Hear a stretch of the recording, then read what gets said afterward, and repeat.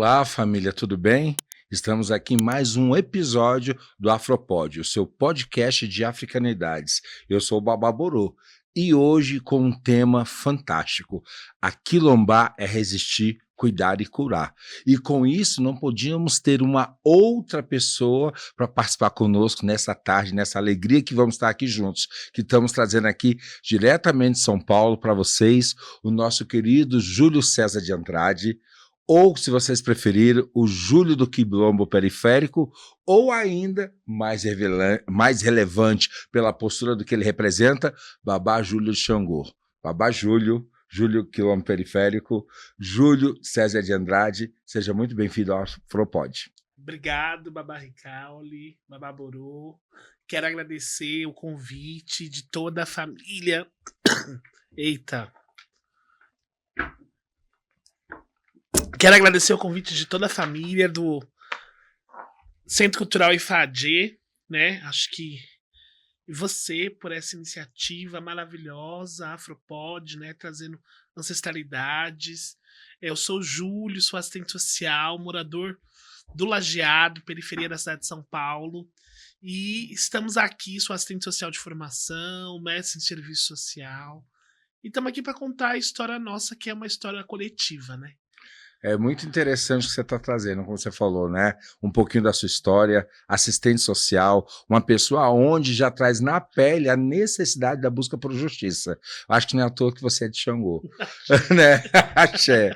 E trazendo já essa verdade para a nossa audiência, me fala um pouquinho como é que é a vida na quebrada, porque a vida na quebrada, para quem não vive a realidade do que você traz dentro da sua história, passa milhões de coisas. Mas dentro da realidade de onde você veio, você fez a diferença pelos estudos e pela busca do saber. Conta um pouquinho disso pra gente, por favor.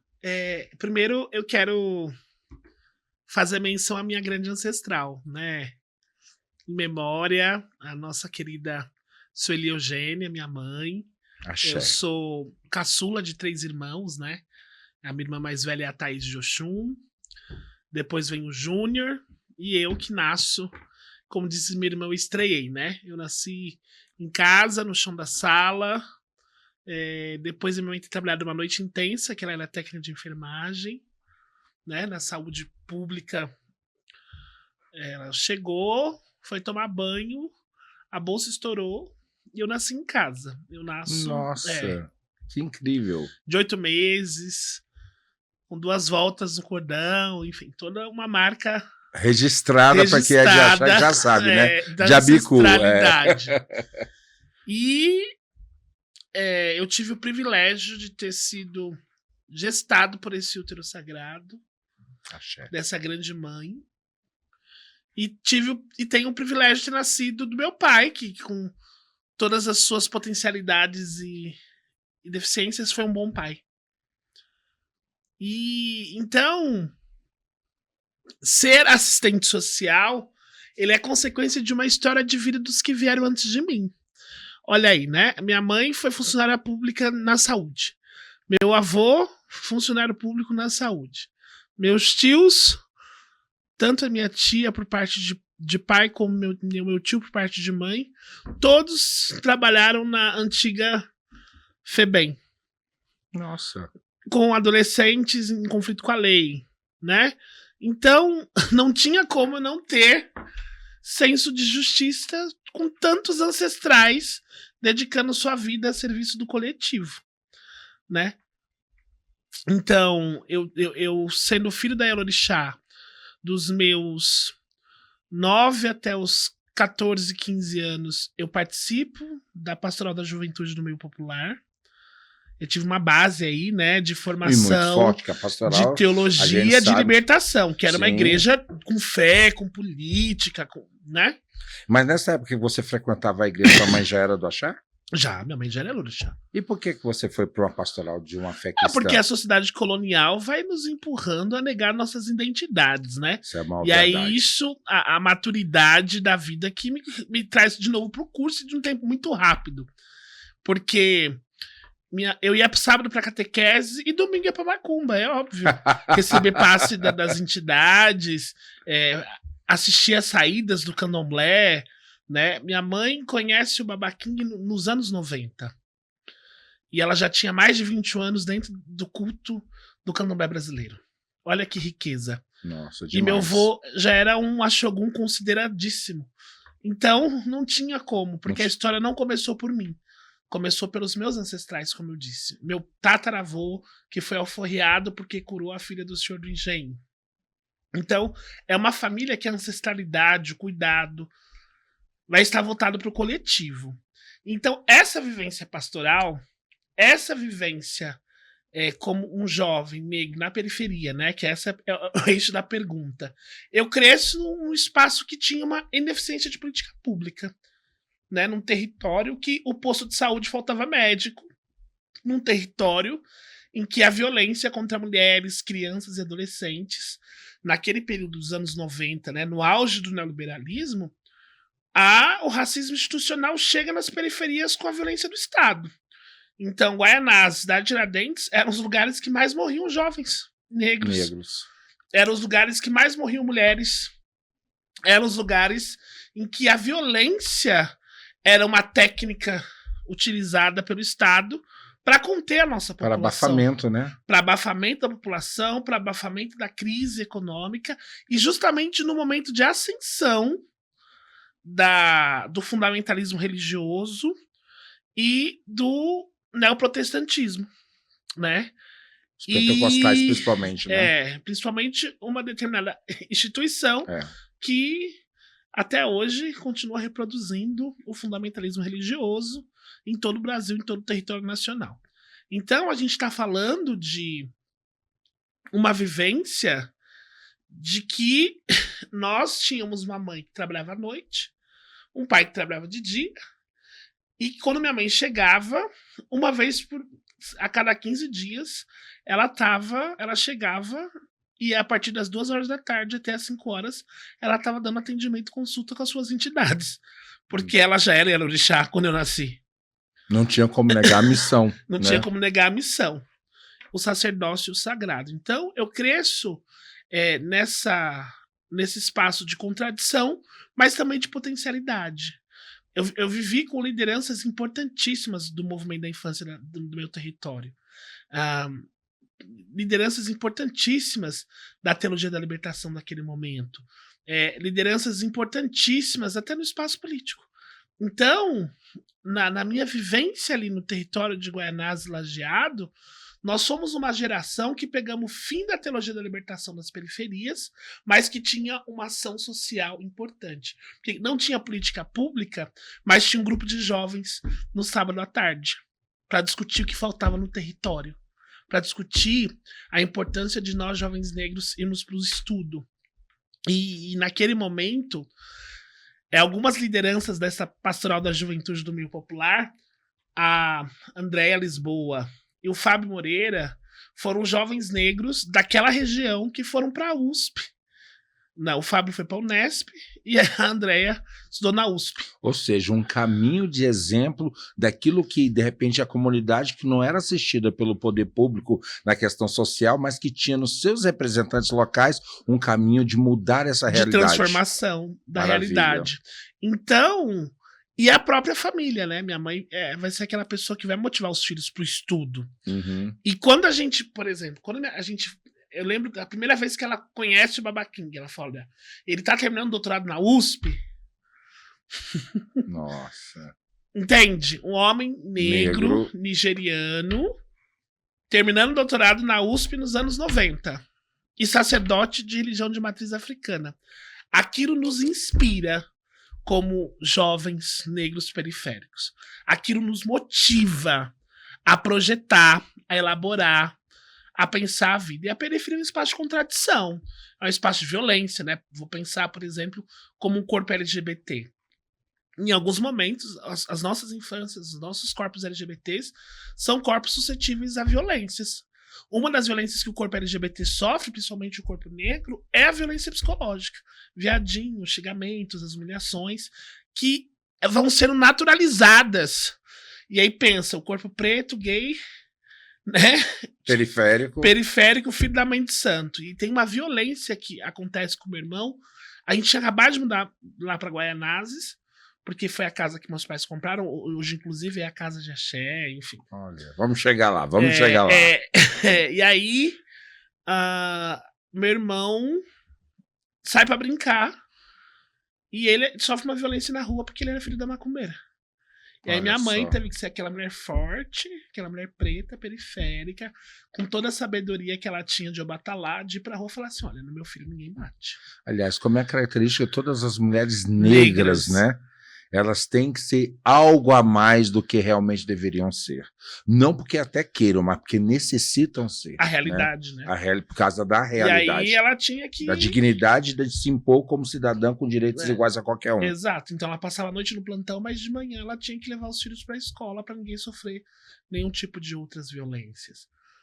E quando acontece esse episódio com meu irmão, a minha mãe começa então a falar, peraí, né? Eu sou uma mulher negra, de axé, sim, vocês vão ver chegar, né, animais aqui na minha porta, mas respeitem a minha história, minha tradição, minha cultura. A se impor, né? Ela teve que se impor e se impor por meio da luta. Interessantíssimo. Mas engraçado, você fala de um ambiente de contradições, que a periferia realmente tem isso, porque você tem que se virar nos 30 literalmente e não perder o ideal de civilidade, no sentido de construir uma sociedade com valores equiparada e, como fala, de forma hegemônica, mas que você consiga ter o quê? Igualdade para todos. Exato. Aonde surge essa vontade de buscar nos estudos e não se perder nessa violência acessória que muitas das vezes não nasce lá, mas se contamina pela falta de oportunidade que o poder público dá, né? A imposição da neocolonialidade. Isso. Então, a vivência no movimento social e na pastoral. Fundamental, então. Foi fundamental. Com 13 anos eu estava já criando, junto com outros adolescentes, o Fórum da Criança e Adolescente do Território Lajeado, onde nós, adolescentes, falávamos dos problemas que nós, jovens, passávamos no território. A gente chegar nas conferências e falar, não, a gente sabe que a gente, aqui, ó, nossos problemas Mas são essas conferências eram com quem? Com quem legitimava? Vocês tinham voz para chamar um poder público para ouvir vocês? É que tinha uma comissão de adultos que coordenava a conferência e nós íamos como jovens para essa comissão, para essas conferências. Então a gente ia da própria comunidade. Na própria comunidade. Nossa, interessantíssimo essa ordem social e política já local, hein? É um território de muita luta, para você ter uma ideia. As organizações históricas da região, que é a Joilson de Jesus, né? Inclusive faz menção àquele menino que foi assassinado na Praça da Sé no final dos anos 90, início dos anos 90, final dos anos 80, início dos anos 90. E a AVIB, né? Que é a Associação de Voluntários Integrados no Brasil. Esses espaços nos constituíram como pessoas, como militantes, porque naquele momento era tudo muito junto, a pastoral, a igreja, os padres, como eram de teologia da libertação, o padre Alberto tinha relação com a minha mãe de dialogar. Dona Sueli. Era um padre branco ou negro? Era um padre não negro, mas com abertura total com o debate das relações étnico-raciais. Né? Inclusive, nós tínhamos uma irmã, irmã Inácia, que ela era uma mulher negra, e que inclusive ela depois vai produzir na própria associação dela um livro que elas denunciam que as irmãs freiras brancas faziam com elas.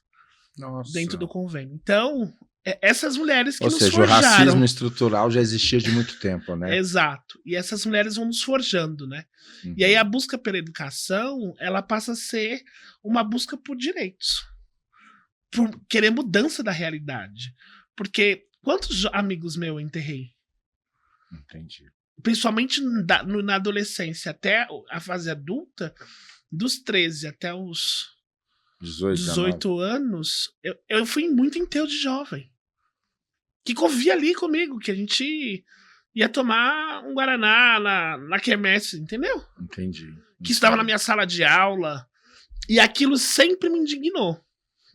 E aí, a busca por estudo é justamente pela mudança, não pelo enriquecimento ilícito. Porque, né, as ofertas para o mundo ilícito chegam, mas por você ter conquistas através dos esforços do trabalho. E aí isso tá ligado também à AD, e aí a gente só vai dar conta disso na fase adulta. Mas naquele momento era de construir algo diferente para que eu me sentisse bem. Porque eu não escolhi a profissão serviço social para as pessoas, mesmo sendo uma profissão que se coloca a serviço do coletivo. Eu escolhi serviço social porque eu acredito numa nova ordem societária. Nossa, interessante. Até porque pela própria educação, pelo próprio coletivo, a pastoral e principalmente pela essa ancestralidade focada no servir, né? Você falou dos seus ancestrais, vendo seu bisavô para cá, trazendo uma história que sempre está à disposição do outro e legitimando o quê? As suas próprias experiências. Envolvidos ou não com orixá, envolvidos ou não com serviço social, mas o quê? No bem da coletividade. Eu acho que você não tinha muito como escapar disso, né? Não tinha como. Mas você sempre teve esse temperamento de estar à frente, de ser líder, de realmente desbravar caminhos? Porque eu, pelo que eu te conheço há um bom tempo, há mais de 20 anos, Júlio, você tem isso muito destacado na sua essência. Mas já era assim desde criança? Eu lembro do episódio, nós éramos adolescentes, assim, e esse é muito bacana, assim. E minha irmã é a mais velha, apesar de não parecer, né? Ela é bem jovial de Oxum, então ela vai chegar aos 100 anos com cara de 50. Oh, porque, maravilha. né, é dela aquilo. E ela tava, tipo, com 18 anos, já começando a trabalhar, e aí um dia meu pai falou que ela não ia sair. Daí, esse jeito defensor de direitos humanos, falei assim, mas como ela não vai sair? Ela trabalha, ela já é uma pessoa adulta. E aí meu pai teve que mediar e garantir para ela mais um horário na festa, porque a violência era tamanha, né, na periferia, que a preocupação era ao mesmo tempo um processo de não garantir para as mulheres periféricas o direito de se divertir. Então, minha irmã sempre teve, naquele momento, uma vida mais vigiada, mais silenciada e mais cerceada, que é o que acontece com as mulheres. Até por causa do feminino, né? Até por conta do feminino e por conta de uma sociedade que é machista, que é tóxica, que é colonial. E aí, eu sempre fui essa criança, como eu dizia, intempestiva, né? Então, eu lembro que durante a escola, eu cumpria minhas atividades, mas eu estava envolvido com o Grêmio, por exemplo. Eu acho que você era desconstrutivo de estereótipos, né? Eu estava envolvido com o Grêmio. Sério? Na escola? Na escola. Eu acho que você sempre, indiretamente, você esteve envolvido com a busca do poder para legitimar espaços para essa sociedade ou para esse coletivo oprimido, né? Você vê, você falou dos seus amigos na infância, da pastoral, da sua própria família, né? Sempre nessa luta. E você acha que foi percebendo essa sua visão do mundo que você precisava mudar essas estruturas? Sim. Sim. Nós temos problemas que são clássicos, históricos e estruturais. A dimensão de gênero, a dimensão de raça e a dimensão de classe, né? Uhum. Nós vivemos uma sociedade que sim é machista, que sim reproduz um patriarcado, uma heteronormatividade, violências institucionais com mulheres, com população LGBT e entre nós LGBTs. A população trans, que é uma outra condição outra dimensão que a gente não consegue dimensionar.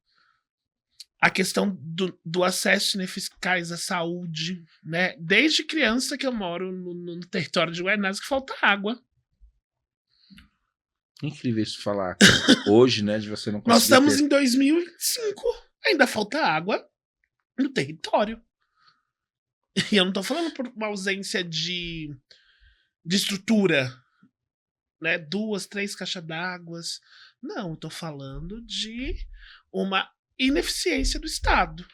Ou uma falta de vontade. Na verdade, é um projeto, né? Daí depois eu falo mais sobre isso. A gente vive um projeto que sempre quis nos matar, né? No passado, a eugenia foi estratégia, políticas higienistas, né, de contenção dos nossos corpos, de tentar nos impor uma civilidade que não é nossa. É verdade. E no presente é o neocolonialismo. Como que ele se manifesta, né? No processo de militarização da vida social das periferias, da ausência de investimento do Estado em políticas sociais, porque para mim política social é política de reparação para a classe trabalhadora como um todo, né? Mas sendo essa classe trabalhadora composta por 56 de pretos e pardos, é impossível, é indimensionável não ter política pública para fazer reparação histórica. Para mulheres, para a população LGBT, para crianças e adolescentes, para a população com deficiência. Né? A gente tem pessoas com deficiência que chegam à vida adulta em situação praticamente de cárcere privado, porque o Estado não garante política efetiva para acabar o capacitismo. Então, a gente tem várias expressões da totalidade de um Estado que é omisso. E diante disso, a busca por estudo, a ciência, a pesquisa, o conhecimento, e aí o Malcolm X fala que conhecimento é poder, né? E aí quando a gente tem um conhecimento a serviço do coletivo, isso se torna muito melhor. Porque você no espaço de poder, você defende direitos. Então na minha trajetória profissional, eu me formo, já vou ser candidato ao Conselho Tutelar, porque o movimento precisava de um conselheiro tutelar que efetivamente defendesse os interesses da infância e adolescência do território. Antes disso, até eu me formar, eu trabalhei em serviço de acolhimento institucional, de criança e adolescente como educador, trabalhei em abordagem social de rua. Então a gente conhece a periferia nas suas contradições, naquilo que ninguém quer discutir. Mesmo, né? Uma criança em situação de rua não é a criança que vai passar no comercial da Doriana, por exemplo. Né? Essa criança tem gênero, tem classe e tem cor. Na situação de abuso e exploração sexual, que eram casos que eu atendia muito no conselho, né? Daí foi quando eu conheci o território estatisticamente. Que aí você tinha que adentrar situações, né? Eu tinha dados ali dos nossos atendimentos. Então, de 2011 a 2016, durante a nossa mandata no Conselho Tutelar, nós atendemos mais de 26 mil casos. E desses 26 mil casos, eu lembro que mais de 30% eram situações de denúncia de abuso, exploração sexual, e aí você pega os dados, né? Que senão diferente da realidade de hoje. Majoritariamente meninas, majoritariamente negras, de 6 a 16 anos. Então, a realidade vai. Então, na pesquisa, né? Então, eu primeiro eu faço design gráfico, né? E não me encontro no mundo da comunicação, mesmo, apesar de ser um bom comunicador. Total. Não me encontro no mundo da comunicação, porque eu achava que só ficar produzindo a arte. Né? Você não se encontra naquela normativa, né? De ficar né, produzindo. Não, eu tinha que ter uma coisa mais efetiva, mais concreta. E aí eu faço o serviço social e aí eu me encontro. Tá, mas aí eu vou te falar que é muito interessante você estar falando dessa sua trajetória. Porque vindo da periferia e vivendo de forma efetiva uma representatividade coletiva, você se torna um porta-voz dessa sua própria comunidade. Exato. E a partir do momento que você vê na educação uma forma como ferramenta de transformação, mas você vai ver lá dentro de um mundo elitista. Branco. Epistêmico. E aí o que acontece? Qual foi o choque de realidade que você teve? Ou se você sempre foi fiel a tudo? Porque eu imagino que você não foi seduzido para tentar viver essa realidade. Então, eu tive algumas questões, né? Primeiro que eu sempre quis discutir questão racial, tanto é que eu discuto questão racial desde a minha graduação. Né? E eu discuti genocídio na graduação. Olha, pesado. Discuti genocídio na especialização e discuti genocídio no mestrado. E acho que no doutorado acho que eu não falei de outra coisa. Já tá já é vertente de tese. Senão genocídio, né? Mas tem uma questão que eu entendi a teoria produzida através, né, dos teóricos brancos e hoje eu sou um teórico da profissão. Entende? Entendi. Como que a gente, a partir, né?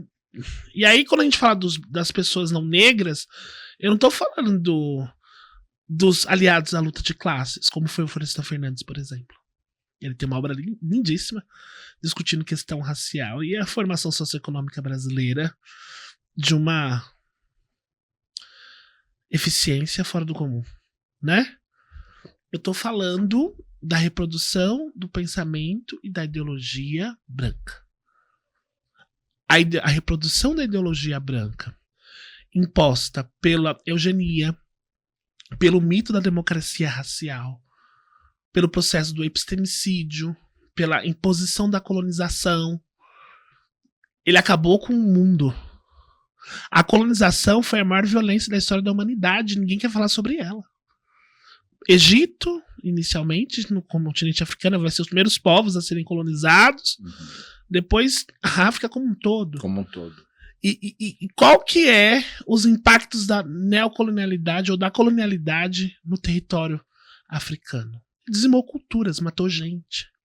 A falta matou do contato histórias, com a sua origem. matou histórias. História. A gente tem uma história, a gente tem uma coxa de retalhos da nossa história, porque nós temos resistências negras também, que é diferente do que a história colonial conta, nesses territórios. Então a sociedade Oboni tem um papel importante de afirmação, de produção de conhecimento, de produção de pesquisa, de ciência, assim como no Egito. E de preservação da sua própria história, né? Assim como no Egito. Existem resistências negras ali que foram produzidas e que a história não deixou acontecer. Então, como que a gente, a partir disso, da nossa história, ocupa um papel na academia de resistência?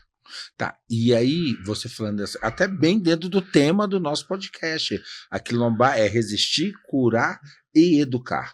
E eu vejo muito isso dentro da sua história, porque a gente sabe que a marginalidade é muito grande, né? Ou a tentativa de marginalização. E você tentar furar esse bloqueio para quem está vivendo no mundo periférico é complicado. E qual a tendência? Por que eu estou te questionando e batendo isso na tecla? Porque eu já vi muitas pessoas conseguir um espaço de buscar dentro da branquitude as possibilidades e, de repente, se embranquecer no propósito. O que quer dizer? Esquecer a sua origem. Eu tenho certeza absoluta que você também passou por isso. Porque o mundo capitalista branco seduz. E a partir do momento que você consegue trazer um expoente e que a gente traz na pele a necessidade de sermos melhor do que deveríamos, porque você vai buscar o pico da sua excelência, você vai se destacar. E, de alguma forma, você pode se tornar o quê? Um objeto de desejo para algum patrimônio ou vontade naquele novo universo que você estava se sentindo pertencente. Como você conseguiu ser tão fiel à sua origem? Acho que tem uma questão que é a filosofia dos orixás. Maravilha. Exu, ele é pragmático. Sabe por quê, Ricardo? Toda vez que eu errei, as pessoas não negras não tiveram a generosidade de chamar para uma conversa. Isso nos vários espaços, no trabalho, na vida, nas relações. As pessoas não negras nunca tiveram a fidelidade da honestidade do debate fraterno.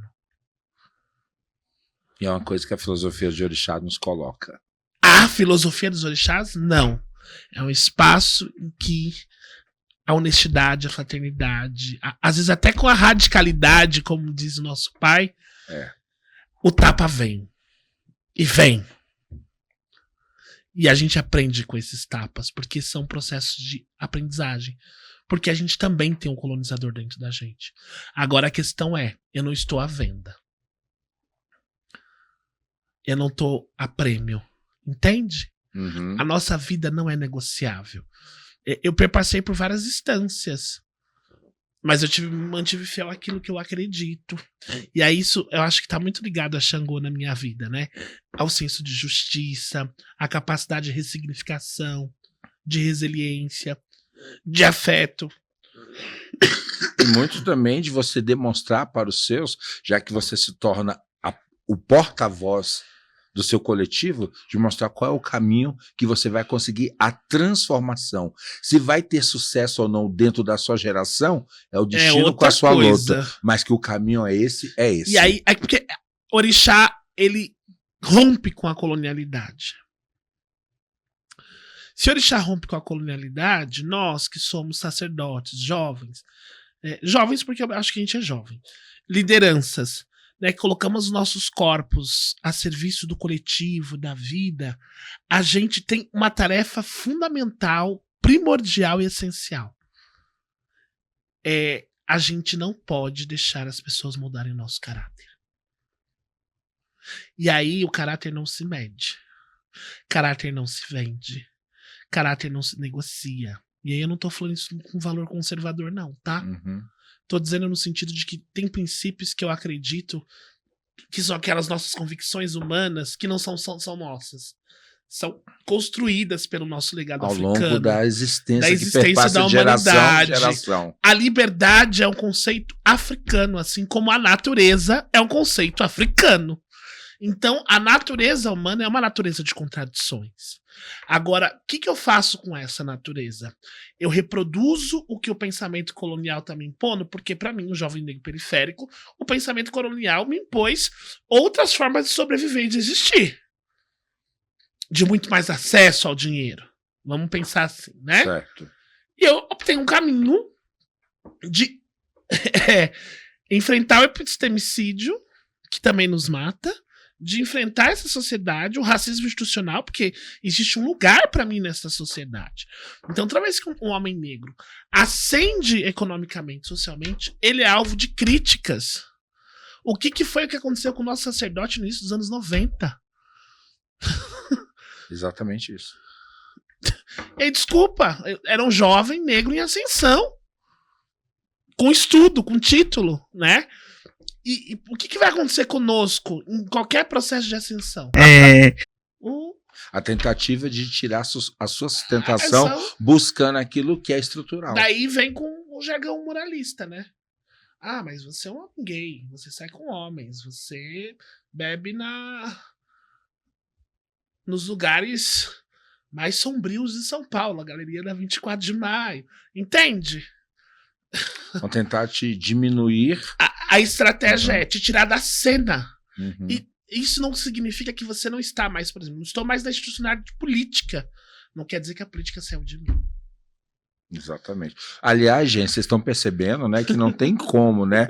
O Júlio do Quilombo Periférico é isso. É ação em movimento. E se axé, que a gente entende a força de transformação e materialização, ele é a representação nata do que a gente está trazendo hoje nesse nosso tema. Axé. E diante de tudo isso que você viveu, você sempre foi político, não tem como falar que não. A política já esteve sempre em você, ainda mais dentro dessa questão, não só assistencialista, mas social também, e principalmente de defesa daquilo que você acredita e legitima, que não é só os seus, é você.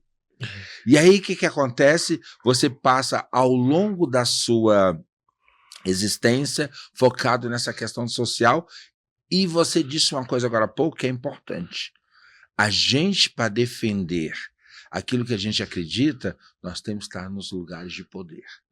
Exato. E de onde então surge essa ideia do Júlio se tornar um ente político e adentrar a política? Eu não quero falar nem nada ainda do que eu vou te perguntar da mandato. Eu quero saber em que momento que você falou, eu fui para a escola, já era do Grêmio, eu estava lá na pastoral, já estava liderando a pastoral, você já é um líder nato. Mas quando que você percebeu que para você legitimar com eficiência de resultados, que a eficiência do seu papel é clara, mas você precisava buscar resultados efetivos dentro de um ente maior que o poder público.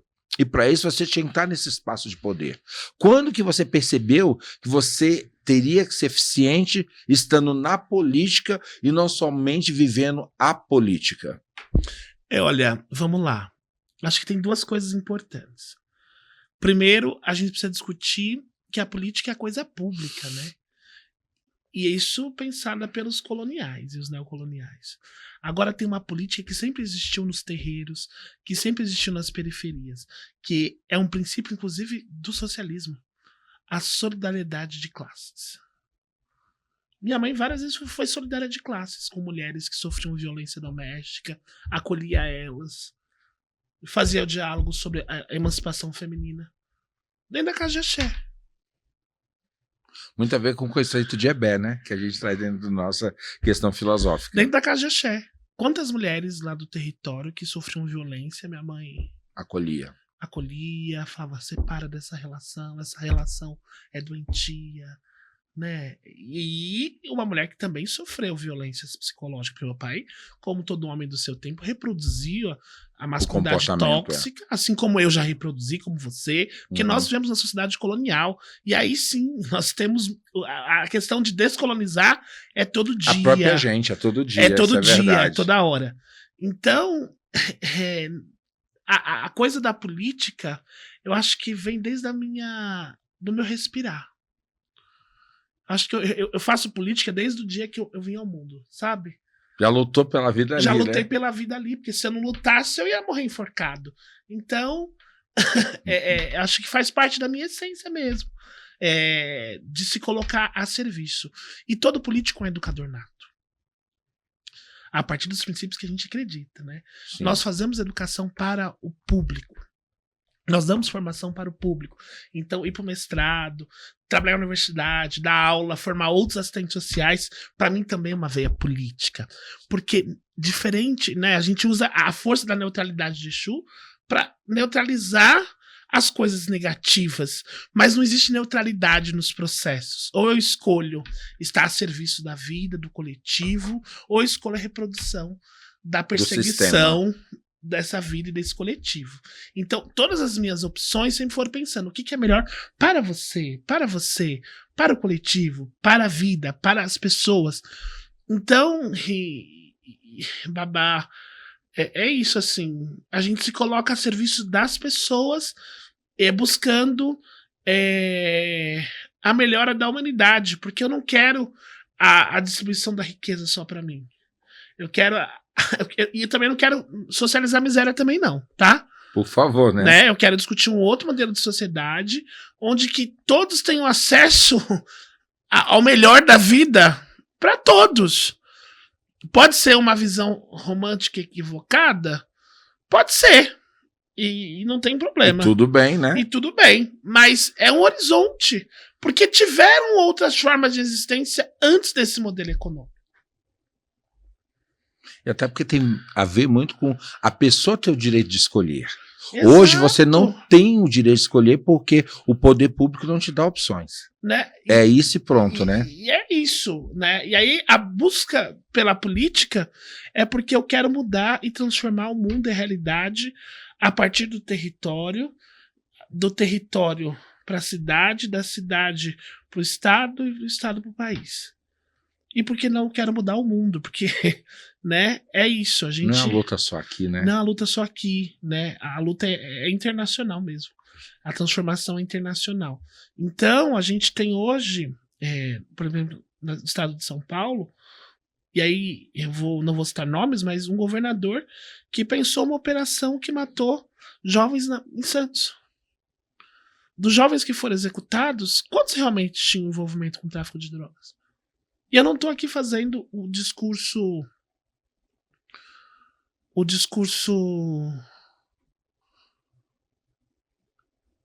enviesado, Uhum. Mas dizendo como que a nossa sociabilidade, ao invés de produzir vida, produz morte, né? O Ashley Baby vai falar que a gente está vendo o momento da necropolítica, da política de morte, né?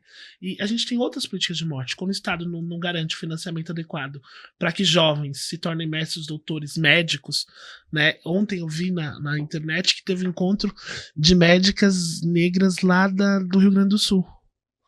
Eu fiquei encantado. Olha que lindo. Nós queremos mais médicos, mais doutores, mais cineastas, mais pesquisadores, porque nós sempre existimos na sociedade, né? Quantos nossos a sociedade tentou apagar, né? E que eram pessoas negras, que eram médicos. Então, a primeira, né, vacina foi pensada por pessoas negras. A cirurgia que foi realizada com crianças siamesas, né, que foi um auge nos anos 90, foi pensado por médicos negros. Então, a gente tem as primeiras tecnologias arquitetônicas, as primeiras formas de produção da agricultura. Então, gente, lutar contra essa neocolonialidade é lutar para que aquilo que foi produzido por nós seja reconhecido que foi feito por nós. Não tem porque esconder isso da história, né? Não tem que esconder isso da história. E não dá também pra tratar que o mito da democracia racial trata que tá tudo bem e que a gente vive uma harmonia social. Não. A gente busca equidade racial, a gente busca justiça social porque vive num mundo que reproduz uma nova roupagem da colonialidade, né? Essa nova roupagem se manifesta, como eu disse, no epistemicídio, no genocídio, na violência, no encarceramento, nas perseguições das casas de axé. Então, o estudo e a luta pela política é para transformar tudo isso. Se eu vou conseguir agora, eu não sei, mas a gente vai lutar para que... Mas é aquela história, né? É que nem germinar uma boa árvore. Começa porque trabalhar o solo e colocar semente. E o resto é cada um regar, trazer a força que essa semente tem que transformar em raiz e frutificar. Alguém tem que começar. Exato. Não adianta a gente só exigir se ninguém faz a sua parte, né?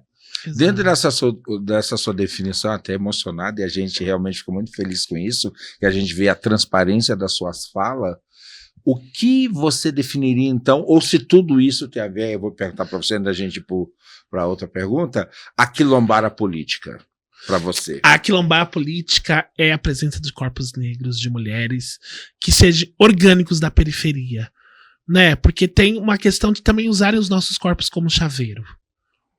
E aí eu não vou ser chaveiro de ninguém. Eu me dediquei a um projeto chamado Quilombo Periférico, porque nós éramos 6 lideranças do território periférico da cidade de São Paulo que tinham um propósito com as suas forças políticas de mudar a cidade, de entregar para a cidade o melhor, de entregar para as periferias o melhor. E foi o que a gente fez. Investimos em emenda para os territórios periféricos, fortalecemos os movimentos culturais da cidade de São Paulo, destinamos recursos para organizações sociais que tinham um trabalho sério, para projetos, para saúde pública. Então, a gente fez o nosso compromisso com muita responsabilidade. Pena que não reelegeu. Gente, isso não significa que a nossa saída da institucionalidade quer dizer que a gente saiu da política. E aí sim, a política para mim pode ser algo para se pensar? Pode. E por que não? Por que não? Por que não termos babalorixás e alorixás? Representante das classes. Porque a banca da Bíblia, do boi e da bala, historicamente sempre teve no espaço da política. Sempre teve. Agora, e nós, que somos de lá, da periferia, e que temos a condição de mudar e de pensar o melhor funcionamento da política pública. Eu não quero ser só mais um assistente social, eu quero ser o secretário de assistência num governo progressista para fortalecer o meu território, a minha quebrada, e pensar o funcionamento da política com qualidade. Porque não dá para pensar a política de reparação histórica com investimento pífio, com investimento mínimo.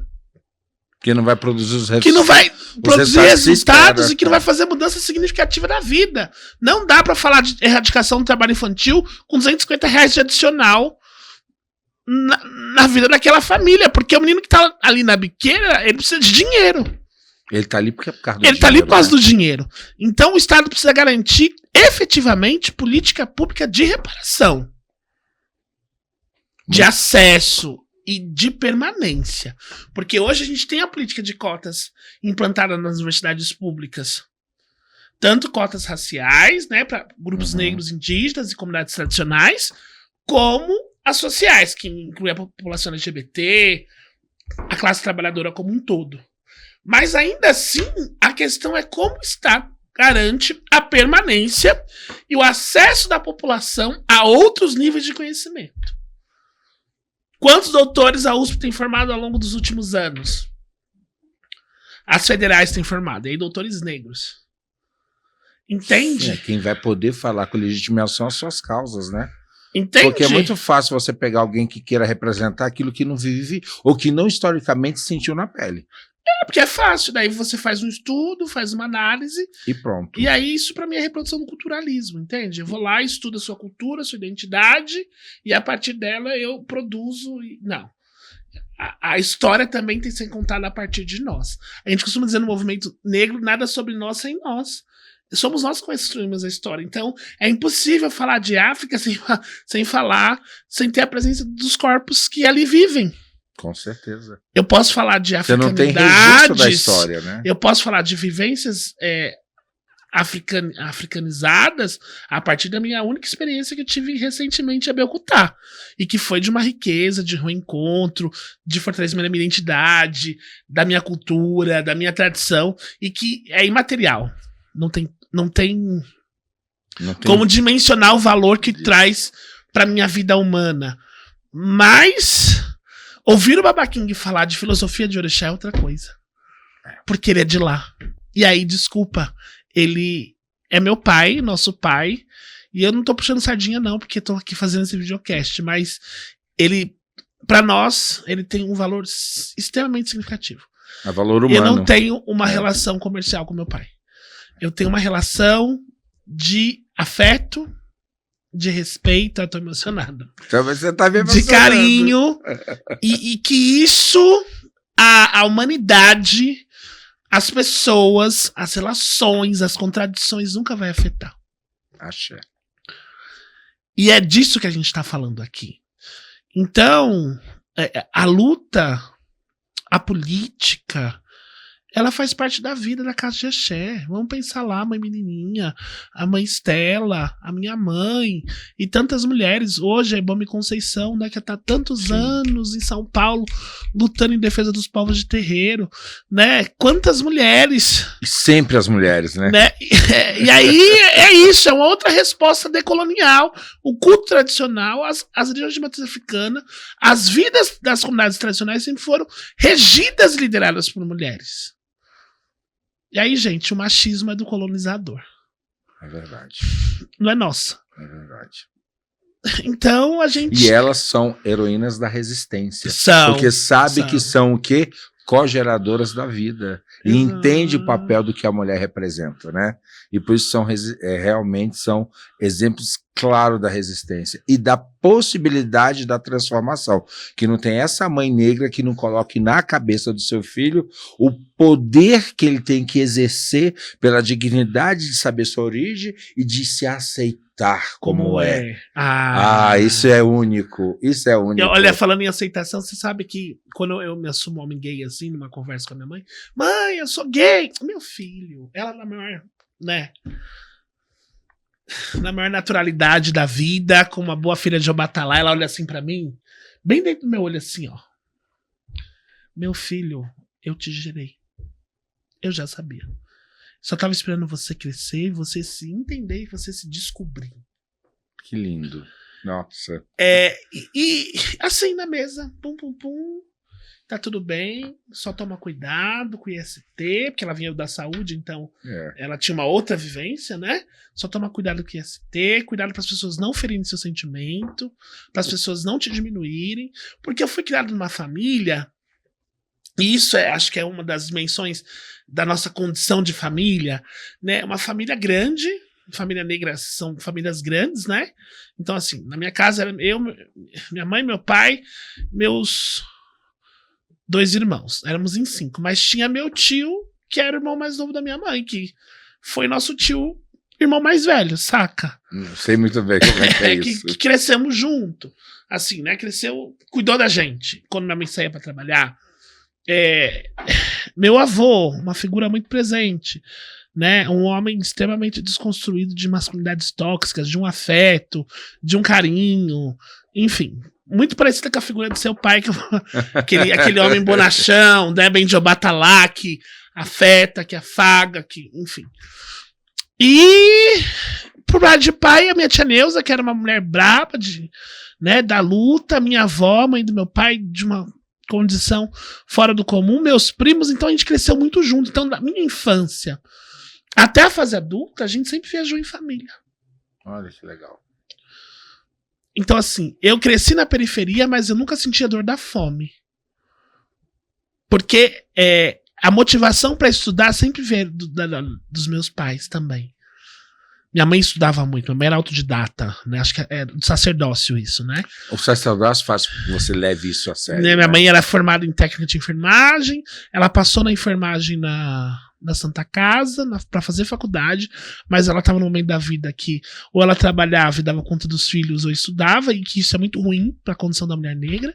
Minha mãe partiu sem ter concluído a universidade, e que foi uma perca, né, para a vida dela, mas ela tinha outros títulos que para mim são honoris causa, saca?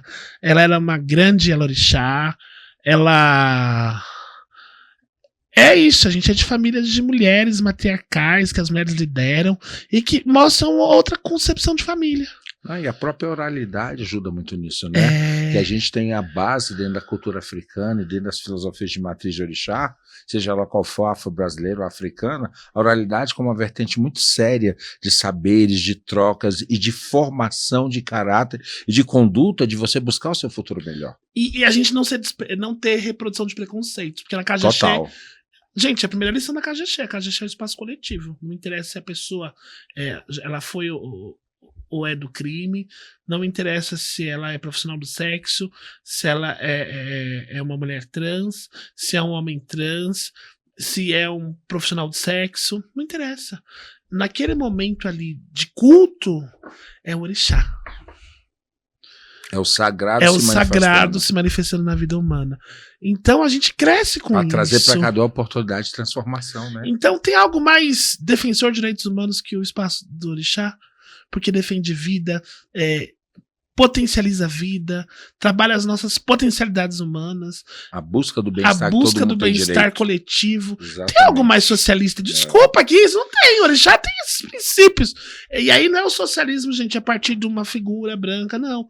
Eu falo no sentido de aquilo que é o bem comum, aquilo que é coletivo, aquilo que aquilomba, efetivamente. Porque existiram outras formas de organizações no continente africano e no Brasil que estão anteriores. E aí, desculpa, os quilombos são, né? Eu gosto muito do Clóvis Moura. Ele vai dizer que os quilombos foram as rebeliões das senzalas, né? Fazer um enfrentamento à ordem. E o que é quilombar hoje? Fazer um enfrentamento à ordem. É falar, não quero essa sociedade colonial. Nós de orixá e de axé temos um outro modelo de viver no ethos da casa de axé, e que é isso que a gente quer pregar para o mundo. Um mundo que respeite a diversidade, que respeite os coletivos, que a gente consiga se entender, se afirmar. E é muito como você falou agora, é muito como o Baba King fala, o que é respeito? Deixa ser.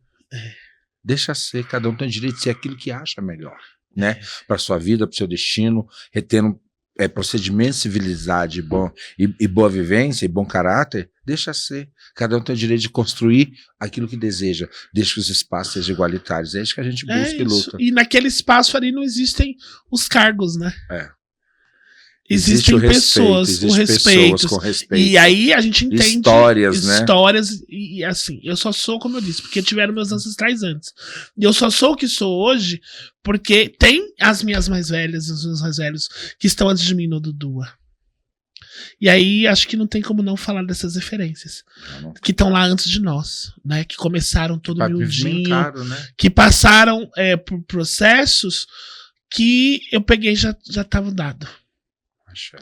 E aí não existe a história continuar se a gente não fizer o movimento do pássaro Sankofa. Adoro aquele pássaro, porque ele olha para trás, né? É um dos pássaros lindos, né? A gente que o atuador de Eleie é aquele, ele olha para trás, mas ele tá olhando para a história, para o movimento, para pensar o futuro.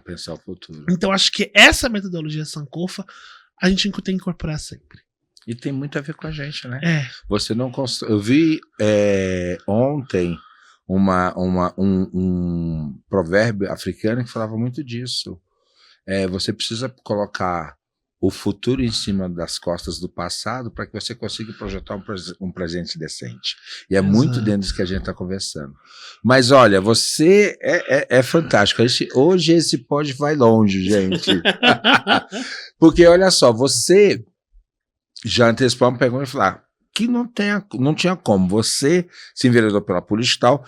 E como nasceu? Porque, gente, o Júlio, ele foi co-vereador no modelo incrível chamado Mandata Política, né? E que foi na última gestão de 2021 a 2024, né? Dentro da prefeitura no município do estado de São Paulo, na capital de São Paulo. E eu queria saber de você, uma mandata coletiva, focada por a mandata periférica, digamos assim, né? De pessoas representantes dos seus núcleos originários.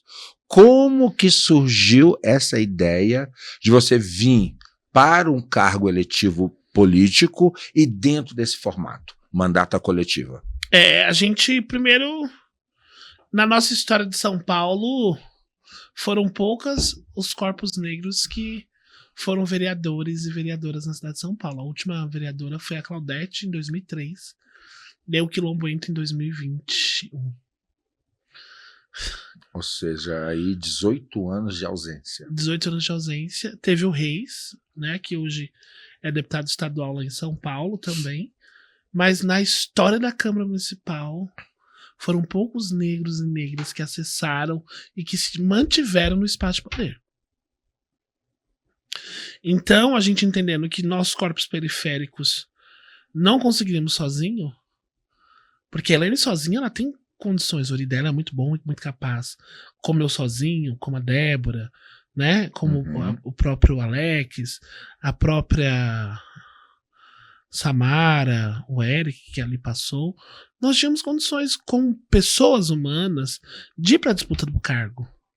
Mas a questão é como, entendendo que vivemos uma sociedade que reproduz o racismo estrutural, o racismo institucional, que a nossa presença em alguns espaços de poder não é tão comum.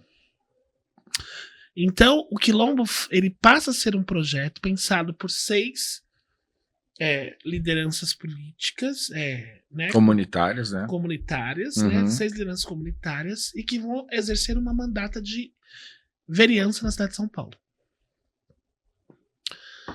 Chegamos na Câmara. Primeira semana tinha nossa foto coletiva.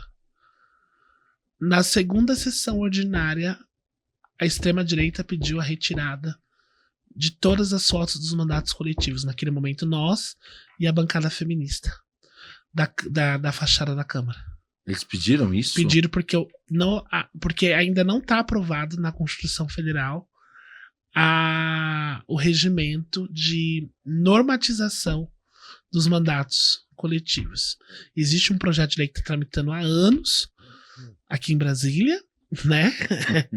E é isso. Não avança porque existem projetos para que isso não avance.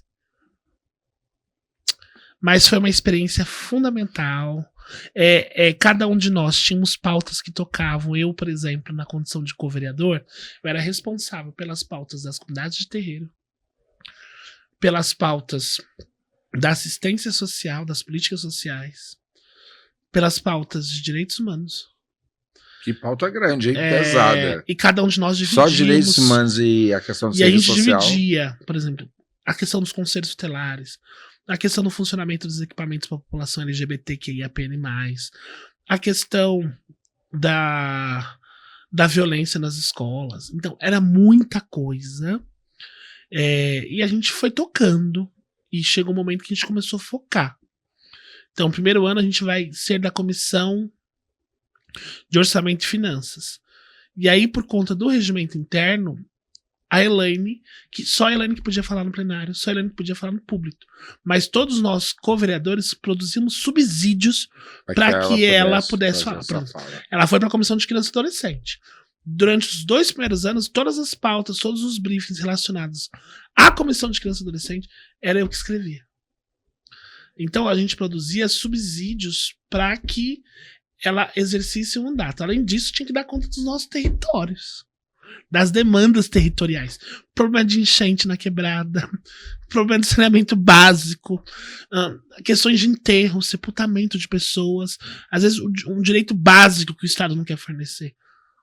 E naquele momento, a prefeitura, por conta da pandemia, terceirizou muita coisa, né? Todo o sistema funerário. Então, tinham várias demandas e a gente trabalhou muito, assim. Foi um espaço de muita riqueza. E aí, mais uma vez, Meori agradece muito a companheira Elaine Mineiro pela vivência e que tudo de bom que ela produziu no Meori, que Meori a retribua, assim como os demais companheiros e companheiras que passaram por nós, né?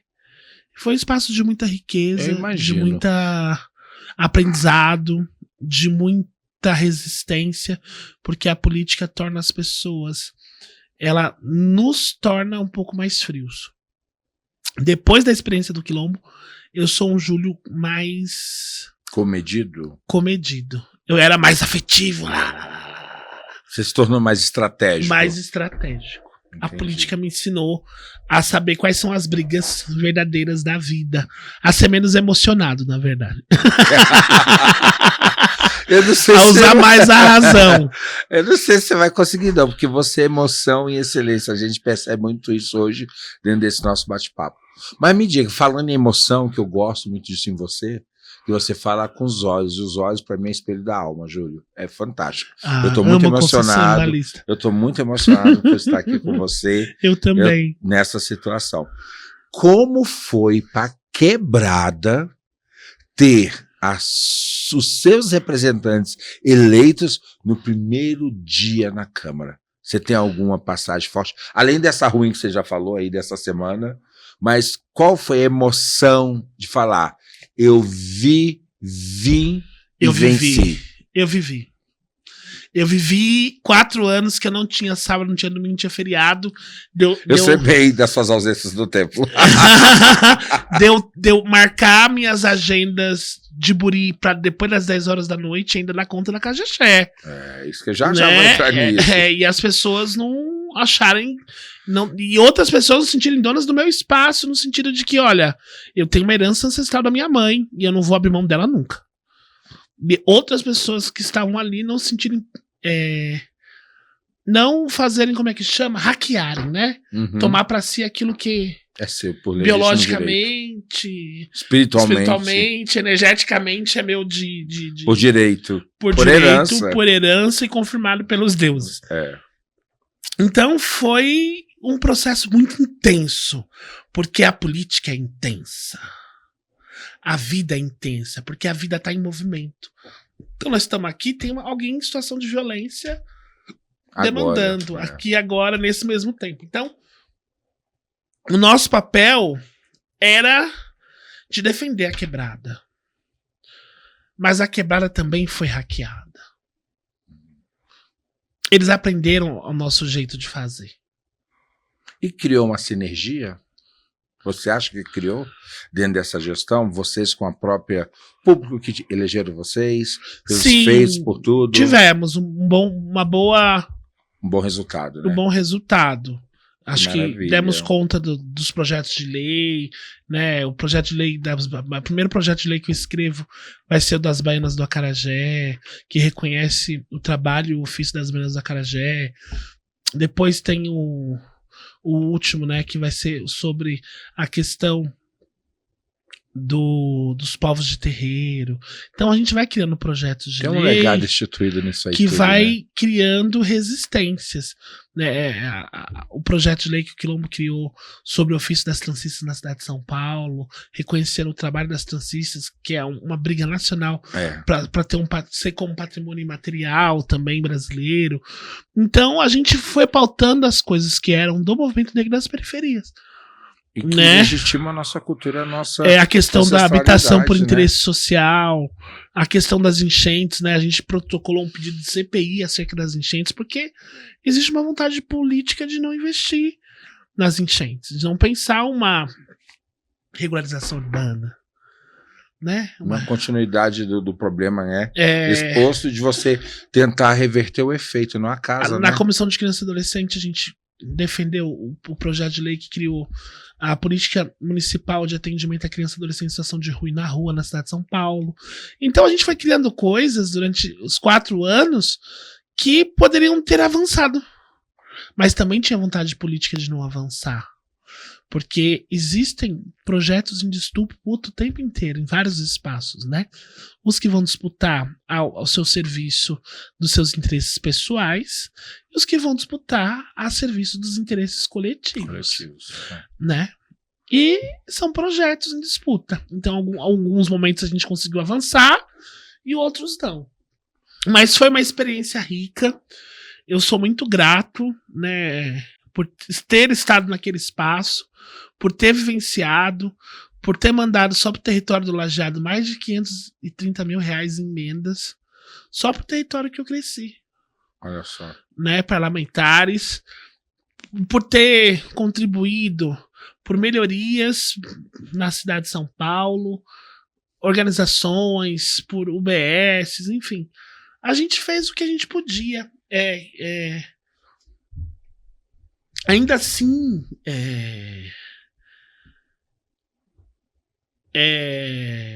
o final sempre é muito difícil, né? Sim. Sempre tem dores e alegrias. Acho que nada melhor que o Lojó para curar as dores e as alegrias e a gente ressignificar os processos. Mas foi uma experiência única. E você faria de novo, se preciso fosse, faria. Já ia perguntar. Gente, entrevistar sacerdote é isso, né?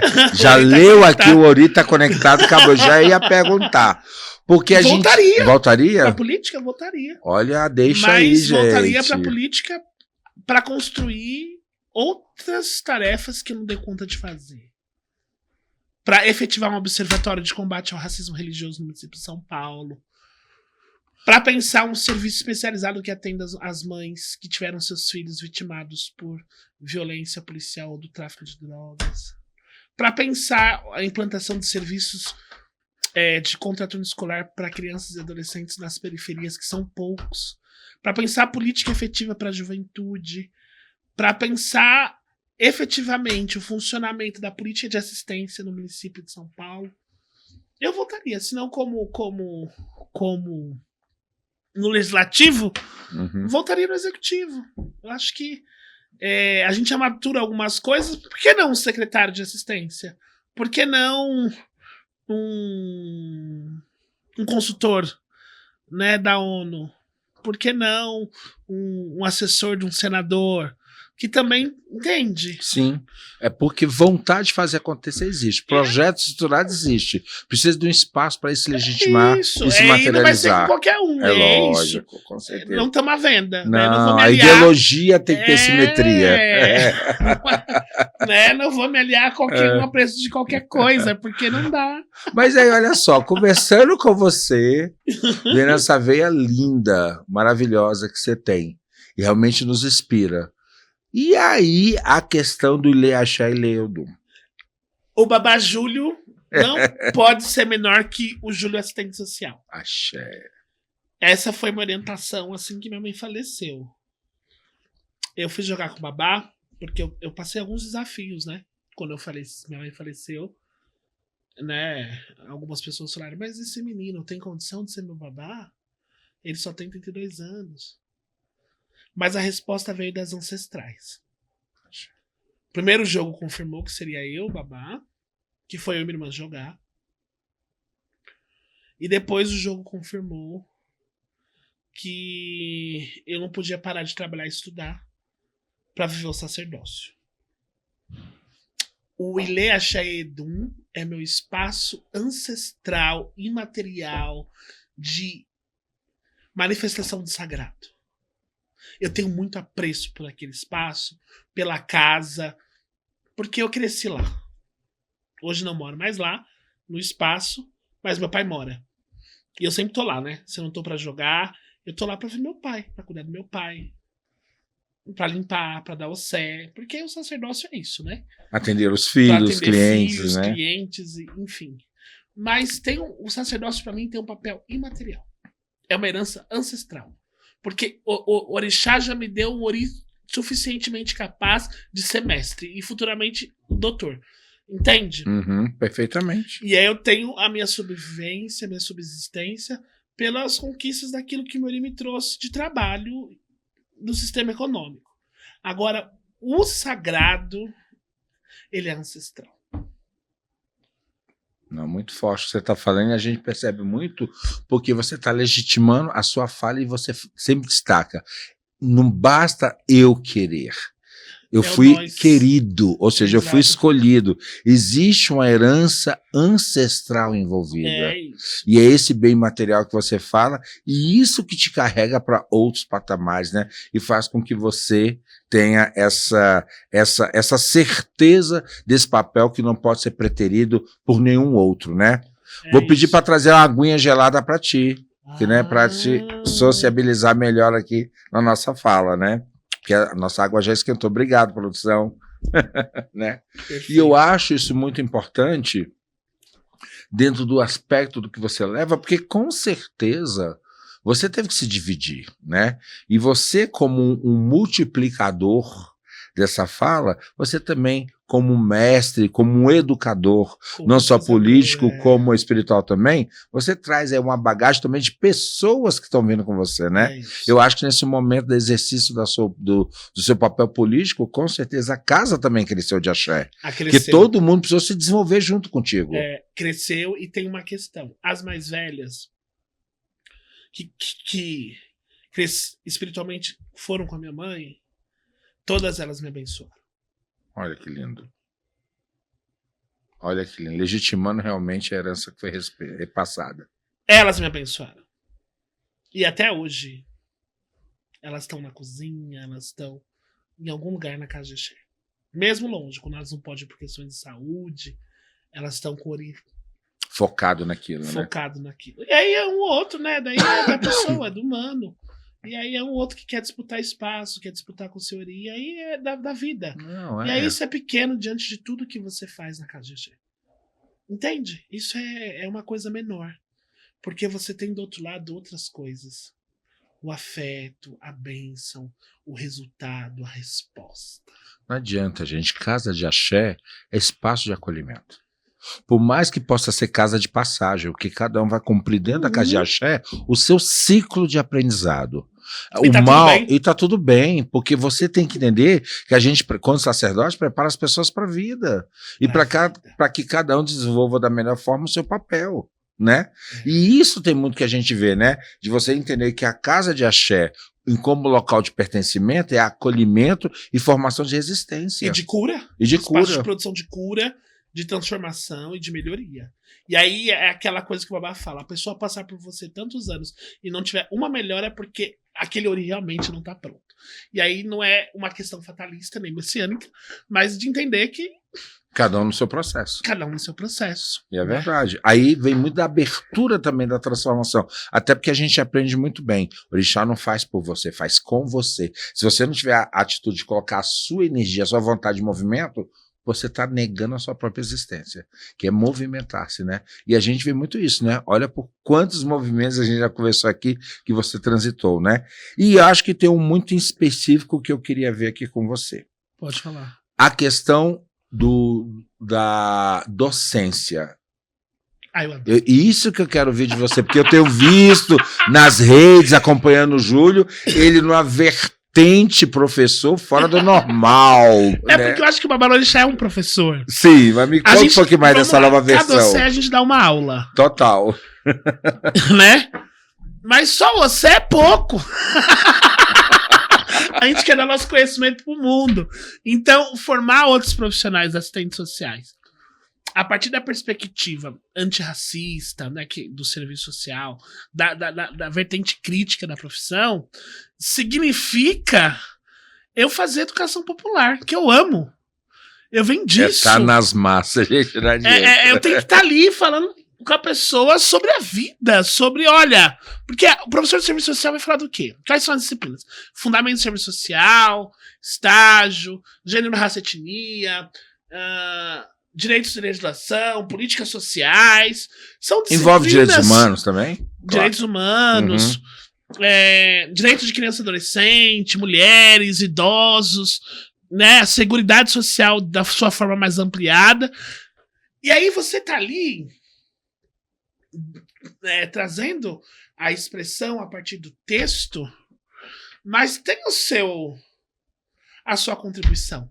Tem o seu tempero, né? O seu sazon. Tem o seu tempero. Né? E numa sociabilidade em que corpos negros não ocupam o espaço da academia, ser um professor preto é bom. Com certeza. Porque você tá falando do lugar onde aproxima a realidade daquele aluno que tá chegando ali e que às vezes vai pagar a faculdade via financiamento FIES. Vai acabar a faculdade, vai passar mais 5, 6 anos pagando. Ou é isso, assim. E você falou uma coisa legal, porque vai gerar em quem tá chegando um sentimento de pertencimento. Opa, tô na minha tribo. Alguém que vai entender minhas dores, vai entender minhas dúvidas, vai... Mas pelo menos estudar. E vai, exatamente. Vai chegar no compromisso para que te leva ali. Que tem um ideal instituído, tem que estudar, né? Tem que estudar. Porque... E como professor, como é que você é? É a mesma coisa que eu sou aqui nesse podcast. Nossa, você bate a sopra. Não é bato a sopra. Acho que o bater tem que ter um motivo. Né? Eu só, assim, toda vez que eu precisei ser coercitivo ali, coercitivo, incisivo, foi porque a pessoa passou de todos os limites ponderáveis e toleráveis. E olha que eu sou uma pessoa que às vezes sou passado por besta. E que bom. Verdade. Superáveis e desenvolvíveis. Mas é que tem um limite. Estudar exige disciplina. Desculpa, você tem que escrever um artigo, né, para entregar no final da disciplina, por exemplo, da especialização sobre direito de criança e adolescente. Eu falei para você no início do semestre, olha, a disciplina termina tal dia, e eu quero um artigo assim, assim, assim, escolha um tema dentro dessa temática X, e aí, desculpa, eu não quero artigo do site GPT, saca? Eu quero saber como que você pensa sobre aquilo e como que você transita seu pensamento com os teóricos, com a produção acadêmica, com os que vieram antes de nós. E é um pouco disso, assim. A docência é um espaço também de aprendizado, porque o educador não está pronto. Você acha isso? Eu acho que todos nós educadores nunca estamos prontos. A gente aprende o tempo todo. É uma troca, né? Sempre, né? É uma troca. Assim como o axé, você renova, né? Você recicla e vai indo, vai indo, vai indo. Significa, busca, lê aqui, faz ali, produz ali. E a academia é isso. Entendi, gostei bastante. E já que a gente tá falando com o mestre, gente, ele é mestre em serviço social, ele é babalorixá, ele é político, já foi co-vereador. E aí, vai vir um doutor quando? Então, já tá engatilhado, né? Olha, tá vendo? eu terminei um projeto. Eu tô esperando uma universidade pública, porque eu não quero pagar a universidade privada pra ficar pedindo bolsa, e aí a bolsa me coloca num lugar de reprodução da colonialidade, que eu tenho que pedir a benção pra alguma pessoa não negra pra mim estar ali pra pegar uma bolsa. Não, eu quero pra uma universidade pública, acho que é o espaço necessário. E é um espaço nosso de conquista. E outra coisa, é o ramo científico, né? Você vai se tornar um cientista social na sua temática de atuação. Tem que ter uma coprodução e investimento do Estado para isso. Até porque é interessante, quando você consegue alguma coisa dentro da área pública, que você se sente corresponsável de dar um retorno. E você vai dar retorno para os seus, já seguindo a sua linha já de estudo que vem desde a pós-graduação, graduação, mestrado. Você não vai fugir muito do que você já falou como temática, né? Então, eu escrevi 2 projetos. Olha como eu tô. Um continuando o que eu comecei no mestrado, que é sobre a linha do genocídio, mas envolvendo essas novas roubagens, o militarismo, enfim. E um segundo falando mais da cultura e das resistências negras a partir das lideranças mulheres das casas de axé. Posso dar meu pitaco? Porque você tá mexendo com a coisa, já me empolgou. Eu acho que a segunda opção é babado, barulho e confusão. É isso. É bem a gente nesse sentido. Sabe por quê? Porque se a gente tem que retornar algo que tem que dar continuidade, você tem que tocar numa coisa que é ancestral e necessária, cuidar dessa ferida que é exposta. E eu tenho certeza que você vai trazer um trabalho riquíssimo e que você não vai trazer só algo para estar dentro da academia. Você vai trazer algo que possa ser de utilidade social. É isso. Acho que tem muito a ver. Isso. Muito legal. A gente produz ciência para o mundo, né? Artigo, enfim. Essa vertente do que... E falar em produção para o mundo, você é danado, né? você literalmente é multifacetado, né? Eu tenho Não 6 é, e artigos não é publicados em monoprocessado, revista. você é multiprocessado. Que eu descobri, assim, que o meu ponto aqui me falou, mas não porque eu já vi o filme ou eu vi o documentário, que até pro ramo artístico você se enveredou. A obra Nico- Exu! A obra Exu foi um convite do Nazi e da Marília e do Baba King. Eu faria tudo de novo se preciso fosse. Gente, deixa eu só falar aqui, porque se deixar, a gente não tá num papo aqui de duas comadres, Exu não, ou e dois Ordem do compadres, né? Universo. O Júlio também foi ator dentro do documentário, o filme, né? Exu e a Ordem do Universo, com a representação ímpar de uma temática que retrata a história dele e a disciplina que a vida dele teve que ter para ele chegar onde ele chegou, É isso. que é um dos pilares dos atributos de Exu. Disciplina, organização Foco. e paciência. E trouxe essa determinação aqui. Como é que foi viver esse documentário? Primeiro que foi uma coisa tão natural, ele foi gravado em momentos específicos na casa de Axé. No espaço que a gente já vive. Então, é um longa-metragem, né, de uma riqueza. Eu acho que o Nazi que pensou, o Baba King, enfim. E essa obra consegue expressar o que realmente é a figura do Exu. E o Baba King, como ele é um grande escritor, enfim. E esse filme esse longa conseguiu expressar o que é o filme, o que é o livro. E Premiadíssimo, né? a gente agora precisa colocar ele pra circular, né? Isso tem me preocupado um pouco, mas eu acho que é próprio do epistemicídio, né? Existe. Aí também tem um padrão de ser negro que é escolhido pra ir pro cinema, né? Tem isso também, né? Pro cinema comercial. É importante dizer isso, mas eu fui com toda a minha alma. E foi num momento bem da vida, assim. Minha mãe tinha acabado de falecer. Eu tava curando minhas dores dentro da casa de Axé. Que é isso, né? Por isso que eu falo do meu amor incondicional, o Baba King. É um amor de filho. Parece que eu sou filho dele biológico, né?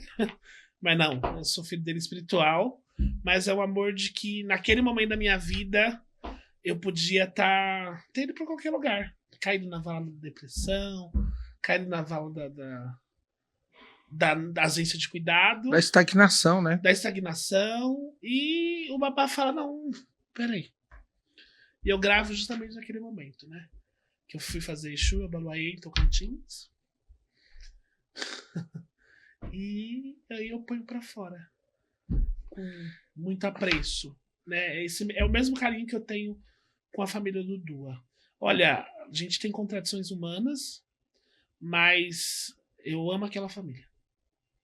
Eu sei como com todas as suas contradições, como com qualquer as suas família potencialidades, suas potencialidades que são maiores do que as suas deficiências. Axé. Então, esse espaço é um espaço de cura, de afeto, de realização, transformação, de debate, de reflexão, de estudo, porque cada reunião que a gente tem com o Baba King mensal, para mim é um momento de estudo que me coloca para pensar, refletir, porque a filosofia faz isso, né? A gente indagar a realidade, indagar aquilo que tá questionar, né? Posto. E o filme eu me dediquei de todo o meu coração, meu amor, para que ele desse muito certo, que ele dê certo, porque ele precisa chegar onde tem que chegar.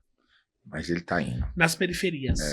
Eu quero que esse filme circule nas casas de axé as mais simples possíveis. Porque ele vai mostrar a força questionadora de Exu por meio da comunicação, da arte, porque para mim o cinema é arte. Eu sou um artista mesmo, né? Sim. Eu sou jongueiro, eu sou poeta. Porque é isso, a gente aprendeu a ser múltiplo, porque a gente aprende a sobreviver de várias formas. E não se calar diante da necessidade de expressar sua alma, sua verdade. E a cultura e a arte fazem isso, né? Isso é verdade. Como a gente está fazendo aqui, nesse momento fantástico de mostrar a essência podcast, do que o Lúcio é, né? Agora, deixa eu te perguntar. Você pode, assim, destacar alguma cena do documentário que te impactou muito, que todas você as cenas guardou? me impactaram. Não, a quem já viu vai ficar, não tem como não ficar impactado. Aí a Exu e as filhas dela rezando pra Exu. Nossa. E eu ver essa cena ao vivo indo a Belcutá, meus olhos encheram d'água. Toca a alma. Porque o orixá não tá ligado ao glamour. O orixá não tá ligado... Não, o orixá tá ligado a valor, a vivência, a pé no chão. E aquela senhora com toda aquela idade, evocando Exu para transformar nossas vidas, não tem preço. Isso é verdade. Linda referência dentro do que você está contando. E é uma mulher sacerdotisa de Exu, né? Ya Exu. Ya Exu. O que é tão transformador quanto, né? E desmistifica o estereótipo de achar que filho de Exu tem que ser só homem, né? Que fantástico isso, né? E herdeira de uma dinastia centenária. E muito a ver com o que é a sua realidade centenária. E ela conta a história de vida dela na casa dela, que ela tem um assentamento enorme, né? E ela todo dia alimenta aquele assentamento com dendê. E lá ela faz iniciações a Exu. Ela tem uma devoção ímpar e exemplar, né? O que é o amor ao orixá quando ele se torna filosófico e devocional, né? Vai além da moeda de troca. Até porque o orixá não é pra ser isso, né? É na minha casa, é no quarto dela. Ela acorda e aqui tem um Exu que é dela, que ela cultua, que ela reza, que faz parte da história de vida dela. Da família dela, né? Da família dela. É centenária, é ancestral, é lindo demais. Você acha que, por tudo que o filme já passou, tanto no Brasil como no exterior, ele tem conseguido, mesmo que seja de uma forma de documentário, não no filme comercial, como você disse, mas conseguir trazer um pouco da mudança da visão que as pessoas têm que ter sobre não só os orixás, mas também sobre Exu? Por causa desse papel demonizado que querem colocar nele? O papel de colocar o Exu como demônio é colonial, e aí, gente... Quem criou isso, o filme vai trazer, enfim. Essa desconstrução. Né? A importância de desconstruir, descolonizar. Mas tem uma questão, meu irmão, que é fundamental trazer aqui. O filme, ele, além de trazer a figura do Exu como comunicador, oxigenador, orixá venerável, ele apresenta o orixá a partir de lideranças que vivem o orixá. Nas suas várias vertentes, na Umbanda... No Candomblé, no culto urubá, e que orixá é vida. Entende? Eu adoro, e aí a gente falava disso do caminho, né? No caminho. Eu adorava ir com a minha mãe no Candomblé de Queto, porque eu acho lindo aquelas roupas, aquelas mulheres com aqueles turbantes. Aquilo é orixá também. Axé. Entende? Aquilo é riqueza, aquilo é sabedoria. Se o Candomblé brasileiro não fosse construída pela resistência de mulheres e homens que aqui estavam, será que o Ixexelabá estaria aqui hoje? Jamais. É por isso que eu falo que a Umbanda adora o Exu Catiço, menino. Laroiê, aquela festa, aquele negócio, aqueles leques, aquelas pombagiras. Eu gosto disso. Porque eu fico e a nossa cultura. É a nossa cultura. E aí não adianta falar que isso tudo é ruim. Jamais. Que isso não é bom. Jamais. Isso faz parte da nossa história ancestral genética, tá no nosso sangue, no nosso poro e na nossa veia. Então salve as nossas historicidades. Axé. Salve o nosso jeito de aquilombar. Eu sei que tá encerrando, né, por causa do horário. Daqui a pouquinho já, porque daqui a pouco, gente, o Júlio veio de São Paulo num bate e volta. Que especialmente assim, para estar aqui conosco, né? E você falou uma coisa que é muito interessante. A diáspora, ela trouxe não só gelo, amor? A diáspora não trouxe não só a questão da mão de obra, né? Trouxe uma cultura. É isso, e desculpa. O cara é isso. Foi a necessidade que o orixá se travestiu e se vestiu para chegar até hoje. Porque o colonizador achou que ia trazer pessoas negras que, mesmo com a base do chicote, ficassem caladas, mas esqueceram que os negros que aqui estavam tinham orixá, tinham voodoo, tinham inquices, tinham manifestações sagradas ancestrais que davam para eles força, resistência, conhecimento, poder e muito feitiço para derrubar o sistema colonial. Porque, olha... é babado. É babado. Então, eles fizeram tudo isso. Aproveitando essa sua fala, que eu acho importante, já que a gente tá nessa veia de Exu, que é tão primordial na vida da gente, né? Que mensagem vocês deixariam para quem tá ouvindo a gente agora sobre Exu, para as pessoas? A mensagem que eu deixo para as pessoas. Primeiro, Exu é o orixá da comunicação, É orixá da disciplina, é orixá do foco, é orixá que traz ordem e transmutação ao universo. Não existe uma tradição na filosofia dos orixás, nas várias tradições, Queto, Jeje, Fon, Banto, né, que tem outros nomes, que a figura de Exu, Lebar, Aleguá, Elebá não seja uma figura venerável. O primeiro é se alimentar, o que come pela boca dos homens, o que faz com que a vida seja uma vida possível, a humanidade e a terra seja possível de ser habitada. Exu é Obayeiraió, a grande estrela da manhã, o grande rei das estrelas, o que faz com que a nossa vida seja ressignificada. Exu, ele mata o pássaro ontem com a pedra que ele jogou hoje. Significa que Exu, ele foi o orixá que mais teve humanidade, porque a mente humana é contraditória. Então, o bem e o mal caminham dentro da gente. Então, Exu faz com que a gente reconheça as nossas falhas e a partir delas ressignifique, transforme, seja a gente mesmo, seja a gente integralmente. Então, não tem uma palavra para dizer, senão, obrigado por esse convite e que a gente possa ter mais momentos como esse para descolonizar, para quilombar, porque quando a gente troca, a gente também aprende. Aprendi muito com você hoje aqui também. Agradecer ao Centro Cultural IFAD, ao Bababorô, conhecido como Recaule, ao Afropod, esse grande podcast, à equipe do Toque Africano, adorei o Equeté, e aos meus irmãos e irmãs mais velhos e mais velhas da família do Dua, a meu pai, enquanto eu viver, caminhar sobre essa terra, respirar o ar de Obatalá, eu serei soldado da família do Dua, não tem outro lugar. E mesmo após meu pai, falamos disso hoje, a sua passagem, que não vai ser, né, para agora já, vai demorar mais um século de vida, eu serei soldado da sua filha e dos seus filhos que tocarem a casa, porque isso significa meu compromisso com a sua ancestralidade, isso é valor, isso é respeito, isso é afeto, isso é carinho e admiração. Obrigado, e a Carla. Obrigado aos meninos da comunicação, que são nossos Exus aí atrás dos bastidores. Meu irmão, brigadão. Amo você. Gente. E você, esse ser bonachão que nem eu. E tamo junto. Obrigado. Gente, eu vou falar pra vocês, eu falei, ele é diferenciado. E grandes verdades foram ditas aqui.